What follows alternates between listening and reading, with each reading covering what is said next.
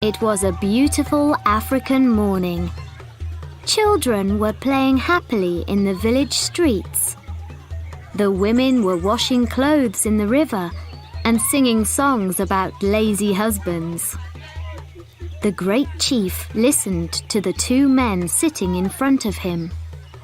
Great chief, the man next to me is a thief, said the older man. Is that really so? Replied the great chief. Then tell me, what did he steal from you? One of my sheep, answered the old man. And what is your answer to that? The great chief asked the younger man. Why steal sheep, great chief? Replied the young man. I have lots of them. If I need more sheep, I buy them. I don't steal them from other people. He's the thief, not me. The great chief looked at the far mountains and smiled. Then he looked at both men. Was the young one lying? He wasn't sure, but the old man didn't have the look of a thief. This was a difficult problem. He wasn't going to find the answer in just a few minutes. But the great chief liked problems like this more than any other. It took some time to find the answer.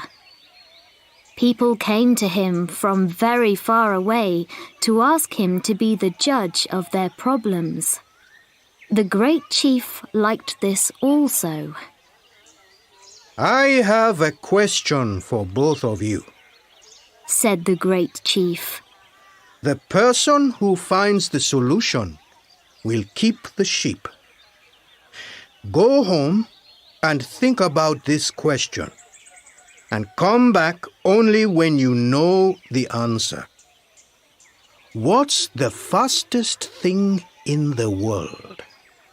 Don't come back until you have the solution. The two men left the great chief's house. The old man was sad. How could he find the answer to such a difficult question? When he got home, he told the question to his daughter, Zia.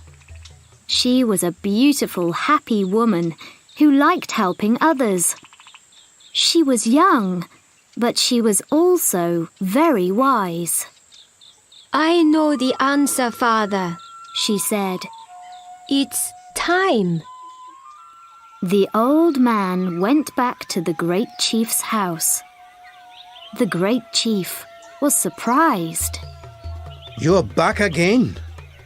Not even 1 hour has passed, and you already have an answer to my question? Yes, great chief, replied the old man. It wasn't so difficult. So tell me, what is the fastest thing in the world? Time, answered the old man. It always goes too fast. There's never enough time for all the things that we want to do. And when we want more time to do something, it goes faster. The great chief was surprised. The old man's answer was even better than his solution. Who helped you to find the answer? Who gave you these words? Asked the great chief. They're my words, said the old man. No one helped me. If that's not true, I'll punish you, said the great chief. The old man was too afraid to go on with his story. It was my daughter, Zia. She's a very wise young woman, and she gave me the words, he said. She must be very wise, thought the great chief. Very well, he said. You have found the answer. and so you shall keep the sheep. And now that this is all finished, I think that I'd like to meet your daughter." The next day, the old man brought his daughter Zia to meet the great chief. They sat at the great chief's table and had a big lunch. Chicken, rice, fruit, and a drink made from palm juice. During lunch, they talked about the young man who stole the sheep and about how difficult it was to be a good judge. The great chief enjoyed the lunch very much. While he talked about this and that with Zia, he felt so happy that he wanted to sing and dance. Was it the palm juice drink, or the wise and beautiful young woman looking into his eyes? But time always passes too fast, and soon it was time for them to leave. The great chief saw Zia every day, and his love for her grew and grew. "You're a wise and beautiful woman. I'd really like to marry you," he said. Me too, Replied Zia, laughing. And so they married. The great chief was very happy, but he was also worried about having a wise wife. He didn't want her to help him with the problems that people brought him. He liked being the great chief who was a wise judge. He didn't want people to start talking about the great chief's very wise wife. "Everything in my house belongs to you," he said to her the day after they were married. "but I ask only one thing from you. Never try to help with the problems that people bring me. If you do, you'll stop being my wife. I'm saying this to you only once." Zia listened without looking at the great chief. When he finished, she smiled. Zia and her husband were happy, and life went well for a time. The great chief listened to people's problems as before. Zia was busy with the house and the animals. In the evenings, he told her about the problems of the day, and she usually agreed with his answers. But one day, 2 little boys went to see the great chief about a cow. Each boy said that it was his cow. The great chief gave them a very difficult question to answer. Zia knew which boy was telling the truth, because she often saw him in the fields with the family's cow. When he walked past her that afternoon, he was crying. Zia spoke to him. Tell me, little boy, what's the matter? She asked him. The great chief gave us a question that I can never answer, he said sadly. What did he ask you?